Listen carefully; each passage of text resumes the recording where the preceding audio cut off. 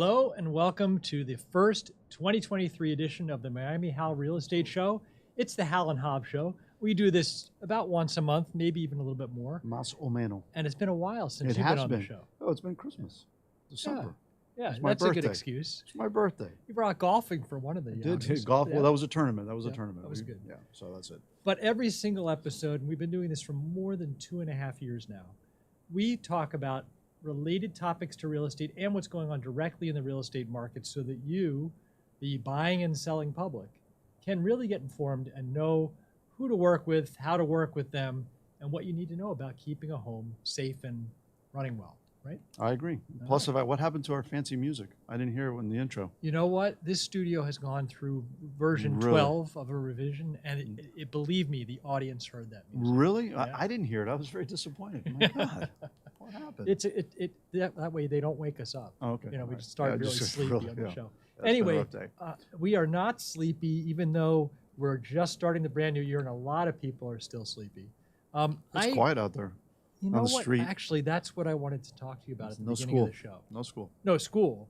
But you're saying it's quiet on the street. Do you mean that in real estate terms? Because I was expecting it to be sleepy for another week. Yep.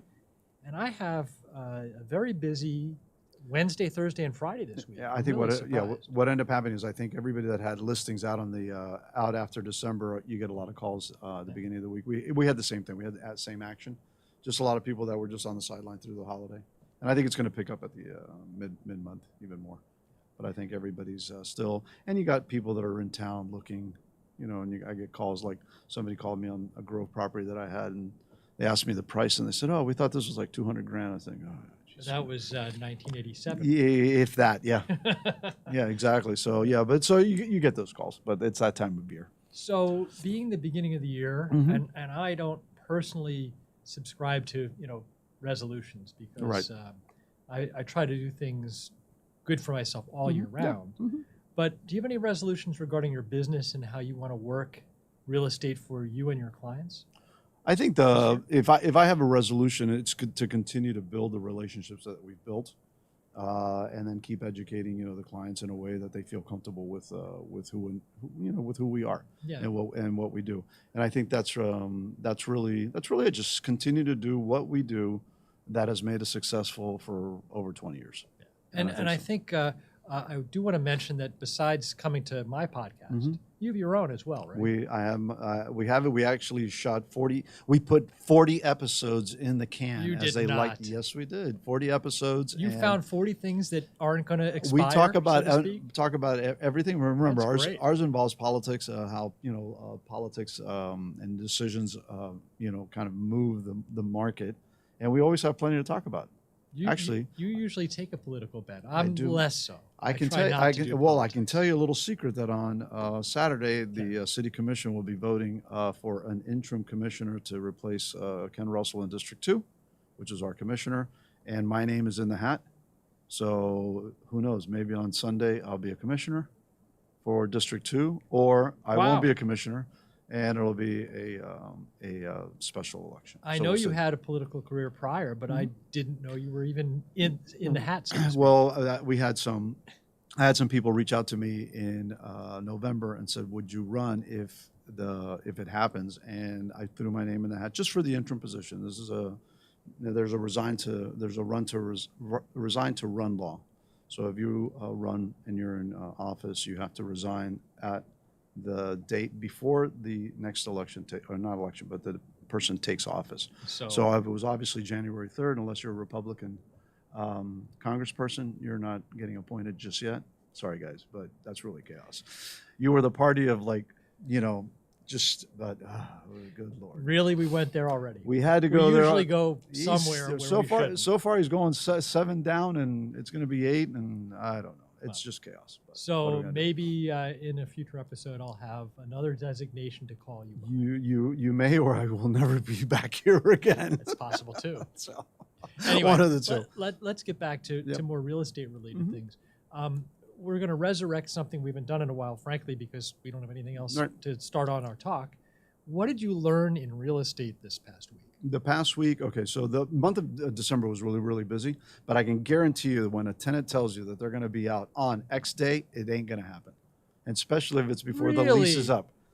So, I mean, if everybody has a lease with a start and end date, just ignore the end date. Is that what you're saying? In this case, it wasn't the end date. This case was, oh, we're going to try to flip a property, turn a property. So we're going to be out on this date. This date became that date. That date became that date. That date kept going on. Oh, so it's not necessarily a standard lease. No, it was a special situation. It was a regular lease. Okay. It ended December 31st, but the tenant committed that we were going to go and be out. So that way it would allow us to turn the property. So if I would have known that it was going to be the effective date of the 31st, then I would have set up the next lease for the 15th, giving me 15 days to turn the property. Yeah, paint, in this case, and we had the holidays and stuff, but we didn't really need to do all that much to it. So the tenant kept extending, but yet we did turn the property. Okay, so don't rely on a tenant's out date. When they say I'm going to be out on the 14th, it might be the 20th. It could be the whatever date. And again, I've been doing this long enough and I should know it, but the good part is we were able to turn the property anyway because we're prepared for this kind of chaos. Yeah, and you bring up an interesting topic, and I don't think we've talked about it on the show at all, is that you are a landlord and you have a number of properties, right?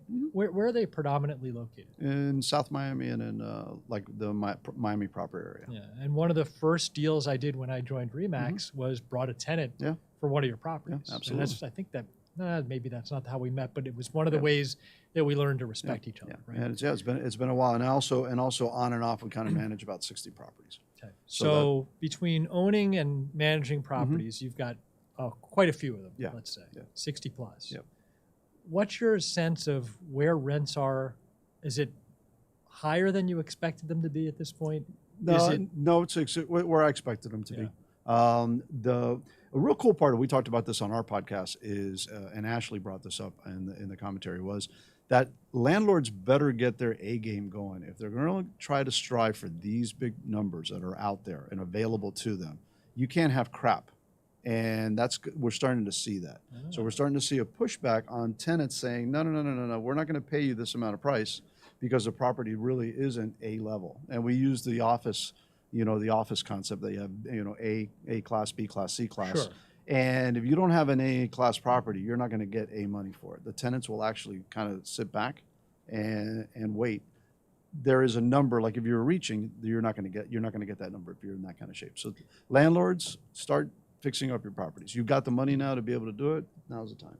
Yeah, that's interesting. Yeah. I like that that line of discussion. So you're saying that you have properties. I assume you're striving to get A-level properties everywhere. But do you have some Bs that you're still working on? Okay. So everything. So you're ahead of the. Yeah. So everything. Yeah, because at the end of the day, you're trying to put the best property out there, and this was a strategy for everybody. And I used to use this and mention this to folks all the time. Is especially like let's consider a condo. In a condo building, you have an A unit, a B unit, a C unit. If your A unit is the best A unit, you're going to get the best type of traffic on it. And what I've seen, and I used to tell my clients that all the time, when if you have these units, remember there's comparables all up and down. Same thing if you're out in Kendall and you're looking at HOAs. Each model has a bit. You got to make yours the best. And when the market was slowing, and if the market is stable, which is what we're going to be going into right now, I think at the end of the day, you still have to have the best A product to be able to turn that product and turn it into a sale. So you just said slow and stable. Stable. Okay. Yeah. That's one of the other topics I wanted to get to. I'm ready for that one. Eventually ask me what I learned this week, but let's continue down this. Slow and stable on the rental market or in the real estate market in general? Yeah, real estate market. Obviously a prediction. And recently there have been fits and starts to the market, unlike in years past where you can usually see trends. Here it's like sharp, steep drops and rises. So how do you say slow and steady? I think we're going to start. What's your data point? I think what we're going to start to see, especially at the beginning of spring and February, March is usually our real strong times. I think what you're going to see is that the market will still continue to climb. It'll still the sale numbers are going to continue to climb. I think we talked about this in another meeting. Before we had 100 people out in an open house. Now you have 5, but all 5 are buyers. So it ends up. Wait a minute, weren't the 100 buyers as well? No, you had people buying because they thought they could buy because they had the interest rate was cheap. Oh, so you're saying or they the were quality reaching, of the quality people of that the were price, out was lower. So now you have better quality. Okay. So, again, you have this perception. I just got a call this morning. I got a call this morning from somebody that I've known for years, and he says, my daughter's looking to buy a property. And we've heard that the market is going to go down. I don't know where the market in Miami is going to go down. The $1 billion condos, there you go. Those are going to go down. But otherwise, we don't have, and we've talked about this ad nauseum, we don't have land. We don't have anywhere to build new. Yes. We cannot call China and get 100,000 new homes. You got to buy what's out there. Actually, you can call China and get the homes. You just have no place to put them. Exactly. Yeah. There's no land to put them true, on. Yeah, true. So the point, the point is that we have seen this over and over, and we get the same conversation. Will the increases be? Will you still have people coming out and buying sight unseen? We still have that out there just a little, but it's just that it's still competitive because we just will not have enough inventory. We never will have enough inventory. So that's my. I'm going to ask you for personal advice. Believe it or not, right on this show, I'm going to ask this man for personal advice. I have a situation where I need a little bit more space, right. And I'm currently in a very nice condo. Move to Iowa. That's not the advice I wanted. Okay. And there's activity, and I priced it what I believe appropriately. And your thought is that the prices might even escalate from here? Well, in certain products, especially single family. Okay. Single family. I think condominiums are going to start to see probably a lull or a price. I think it's going to be a lull in the way that a lot of folks are, especially in the condo market, with all the new regulations, with all the new insurances, with all of the things that are coming down the pike or are already in play as of January 1st. I think it's going to be a kind of a slowdown simply because everybody's got to figure it out. And I don't think no one's figured it out. It's almost like the opportunity zones when they came out, several years ago. Everybody thought, oh, it's a great thing, but no one knew what the heck how it played out. And actually, it was never really as popular as it became. I think it's going to happen with the condo market the same way. Simply because there's just so many regulations that are coming out at an impact, and the insurance is going to be a main issue. So there, I think it's going to be that. But on the single family side, no, my friend, there is nothing out there.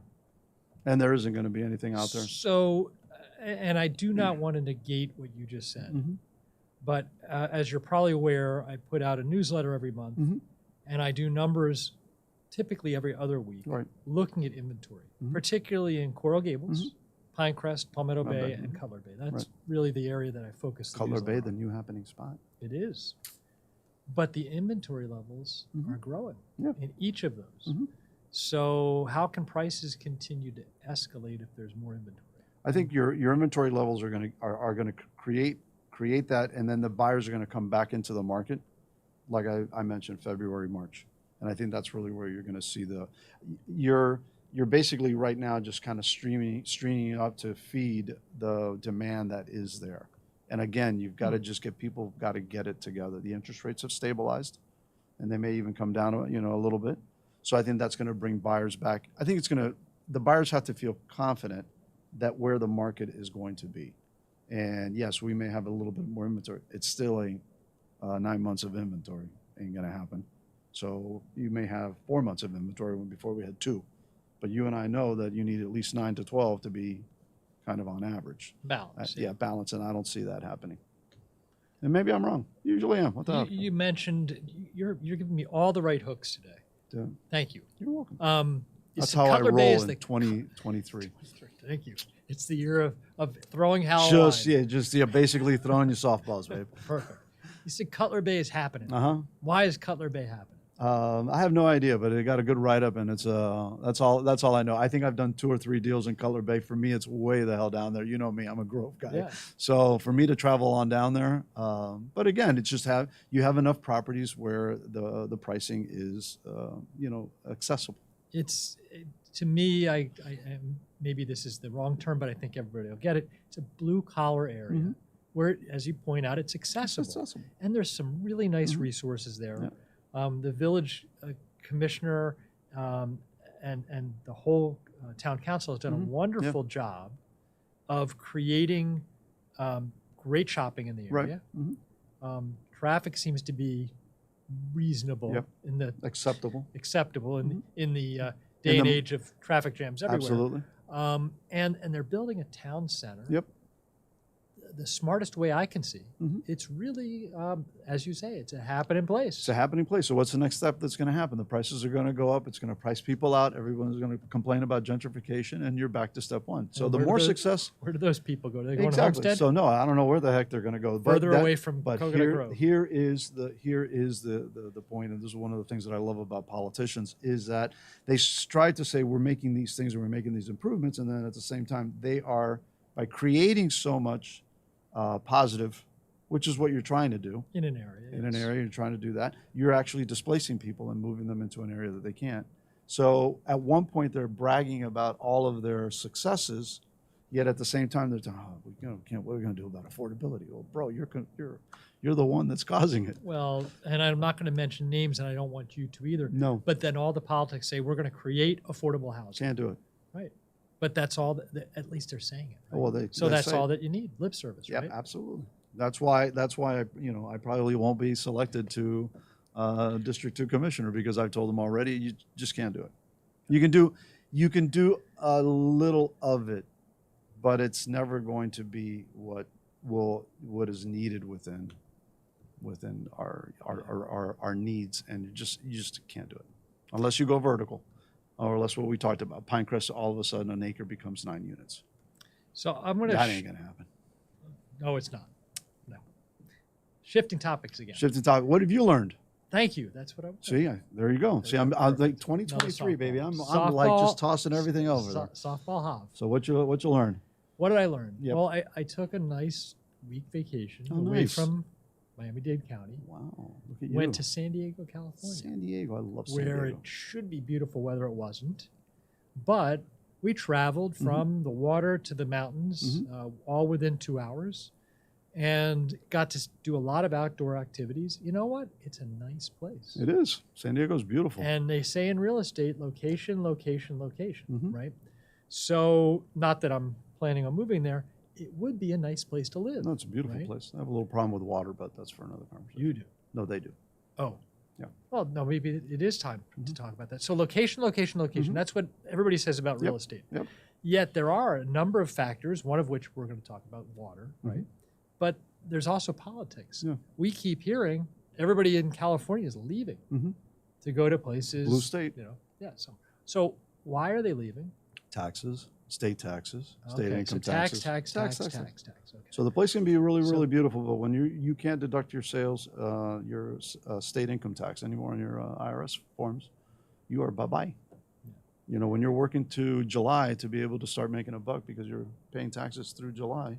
So does the phrase change from location, location, location to location, tax? It has. That's what's evolved. That's why all of these state of Florida, people keep coming here. Texas, you know, you go blue states to red states. Now they're coming here Mm-hmm. to avoid the taxes. Oh, yeah. And they're coming here because, at least in South Florida, Yep. it's the weather. And Yeah, no, Florida in general. Yeah. Florida in general, and you know we've talked about this. The fact that we don't have state income tax. The thing that will start to affect us, but again, if you're a cash buyer, you don't have to worry about insurance. And I think that's something that is going to continue to become one of our main issues. We talked on it in 2022 over and over and over again. We've had an increase of 50% of all insurance is in citizens. You know, and the reality of it is citizens going through some changes. This one that you're going to have to have flood insurance. If I have to have flood insurance on my property in Coconut Grove, which I'm 14 feet above sea level, that means that why? Because we're as high as everybody. The first question is why, but the good news in all that is if you do need it at 14 feet, you're going to be paying significantly less. If we need it at 14 feet, we're doomed. No, I understand that. And somewhere down the road, a We will number be- of scientists have said we are doomed. You may be sitting on, an I'll island, be, on I'll an be, island, no, the I island won't be of in an Coconut island. Grove. I'll be bye-bye. Right, okay. I'll be bye-bye. But effectively, the way that the ridge runs in South Florida, Coconut For sure. Grove could be an island For sure. down the road. But what did I learn?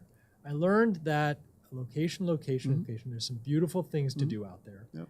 And within the microcosm of San Diego and its suburbs, again, if you're on the water, you're paying some insanely steep prices for real estate. Absolutely. We're looking at 3-bedroom, 2-bath homes with a beautiful view of the Pacific, don't get me wrong, at $5.5 million average. And that's a little scary. And you're saying here, with taxes and with the insurance requirements, that you really need to be a cash buyer so that you can avoid and self-insure, because the insurance bills are getting to be untenable. Yeah, and they're going to continue. So I think, and we've talked about this before, the insurance industry, or especially the state of Florida, has to do something where land value becomes some type of condition for offsetting the cost of your mortgages. Yeah, has to. If you go into District 2, are you going to be able to talk about that? Because you can. You did make a very good argument for that on a prior show. Yeah. And why don't you take a minute or two and explain what you're talking about? Because we don't want to be insured for dirt. For dirt. Land.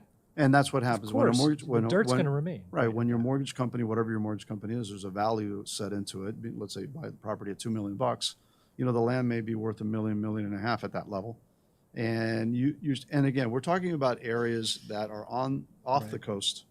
We're talking single family properties, but everywhere. Even if we're down in Kendall, even when we're down Palmetto Bay, you could be, I don't know, Glendale Heights. Wherever you are, that land below you is valuable. And at the end of the day, we're being insured for dirt instead of just for the structure. And I think that's really one of the things that eventually something's going to have to give. Can we do it in a District 2 as a City of Miami Commission level? Probably not. No. Can we send a resolution and raise a little bit of hell and do that? Yeah, we can. Can we probably force a couple of issues? We talked about this before. The state of Florida has something called preemption, and that's really what dictates what the municipalities can do. And that's a reality. For those candidates out there that don't know what preemption is, learn it. All right, before we go into the next section of the show, I was remiss, and I want to remind my audience that at any time you're watching us live, Thursdays at 2 o'clock is typical, please use the social media box in front of you. We'd love to get the questions. And, we got a lot of questions during the time when everybody's locked in for COVID, and we know that Thursday at 2 o'clock isn't the most likely time you're going to be watching live. But if you are, we really would like to involve you and bring in questions. So getting back to this, we always talk about what our potential customers would like to know about real estate. Right. But let's take the remaining 7 minutes of our show. Let's talk about, instead of talking to that as an audience, let's talk to our fellow realtors who are out there. Okay. What do you want to say to the fellow realtors to make 2023 successful? Return phone calls. I love it. That's it. Communicate. Okay. Just communicate. I'm going to make it even broader. It's the operative words, two of them, are respect time. I can't tell you how many times I'm looking at you, other realtors of Miami-Dade County, and there are a lot of you. Glad he's not looking at me. Not looking at you, because I know that you'll do the right thing. But I'm looking at a lot of other ones that are out there. Respect time. That means that if you set an appointment for Thursday at 2 o'clock, please show up at 2 o'clock. And if you're going to be a couple minutes late, text, call, let us know. Because honestly, if I'm showing a property at 2 o'clock, I may have a 2:30 somewhere else. And you not showing up to a 2 o'clock on time does not mean I'm going to make my 2:30 late. I'm going to leave your 2 o'clock showing and you're going to be out the door. I think it's important also to note that if you communicate, going back to communication, there may be times that I can extend my showings, or the showings extend, and I budget a certain amount of time for this showing, and say to myself, okay, I have an hour, and we have an hour window to do this stuff. Do this. So again, communicate. Talk to us. I mean, I think I mentioned this on my podcast. I had a showing recently where we had like 9 showings on a unit. And I had somebody texting me, I'm on my way. I'm caught in Art Basel. And the showing, let's say I started the showings at 11 o'clock and gave a window to 12, which is an hour. Hey guys, you got an hour to come and go. This person was 12:45 and they were still texting me that they were on the way and I'm only 5 minutes away. Yeah, no, you're not. Stop lying to me. I know Miami. I know traffic. So and they send me a picture and I know exactly where they are. And I'm thinking to myself, there's no way you're going to get here in 5 minutes. Right. So communicate, respect time. I do agree with that, and just be clear on your comments. Tell the truth. Don't bullshit me. Yeah. And again, back out to those realtors. I know you're working with clients, and people are different. Every single person has a different story, a different angle. a different way of doing things. But we should all respect what we're trying to do as a business. And that is to use the contracts that are afforded us, use them accurately so that we can get buyers and sellers or renters and landlords together and really put together a deal that has less drama. There's going to be drama. We want less drama. Look at this. We got new screens in front of us. I like that. Reed. Right. Okay, I like that. Do you guys don't use lock boxes in Florida? Ah, okay. Well, somebody asked that. Let's switch over to this. I want to come back to our topic, though. So with the lock boxes, there is a mandate from our Board of Realtors, Miami RE, and they long ago. Hate me. I know. Well, whether they like you or not. No, they don't like me. That's okay.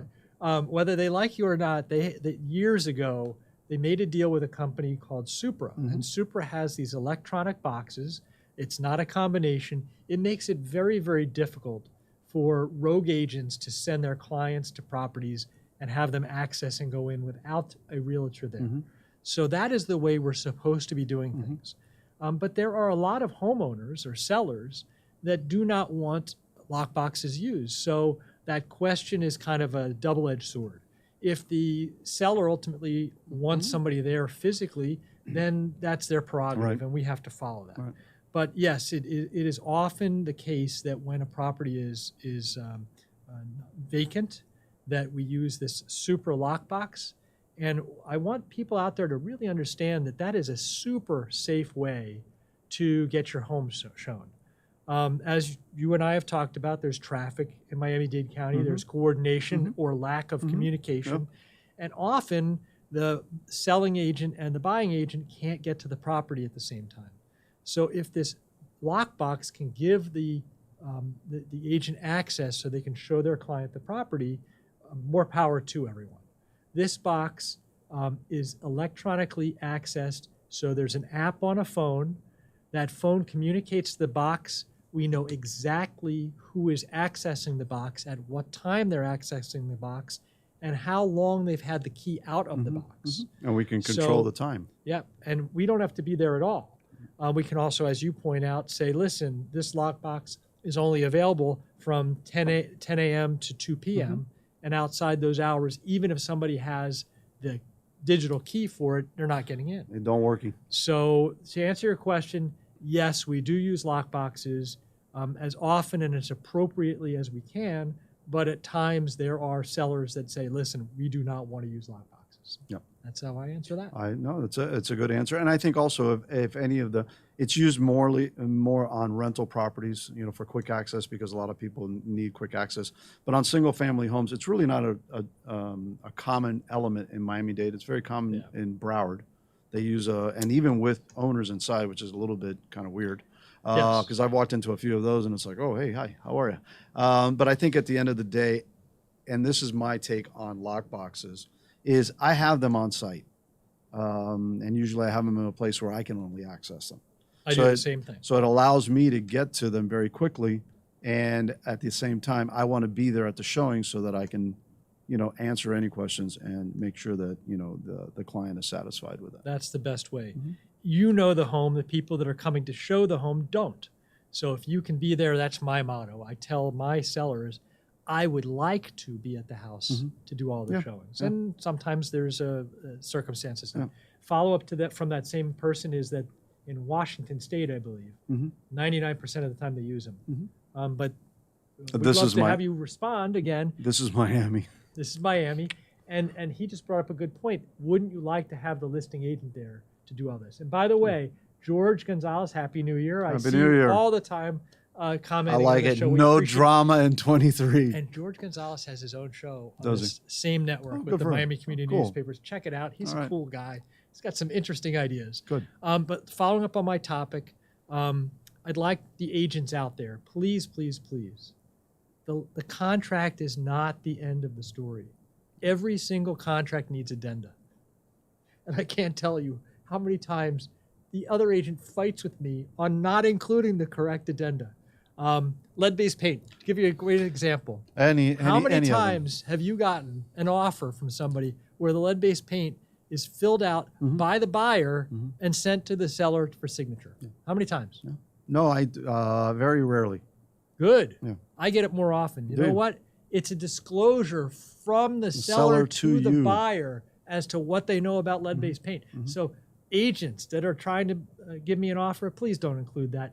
I will already provide it to you on the MLS so that we do it right and in order. This is one of the services I provide all of my listings. So we don't have that back and forth, back and forth, back Very and forth. quickly, how do Yes. people reach you to talk to you about real estate? You can either call me or text me at 305-582-5085. Now we just put that out on the web. Or you can also watch us at Gotta Have Miami on YouTube. And you say have. Is it Have, have because or Javier, have? J-A-V, so it's Have, have, like gotta have Miami. Yeah, so it's a little Miami. play on Just word. make sure you get it right on the Yeah, URL. oh yeah, because you'll end up with some really interesting stuff. No, you won't. Oh yeah, you will. Trust me. You can reach me at MiamiHal.com. That's H-A-L, MiamiHal.com, or 786-693-2005. Great way to text me that way. And until next week, Till the next time. have a great week. All right, be well, guys.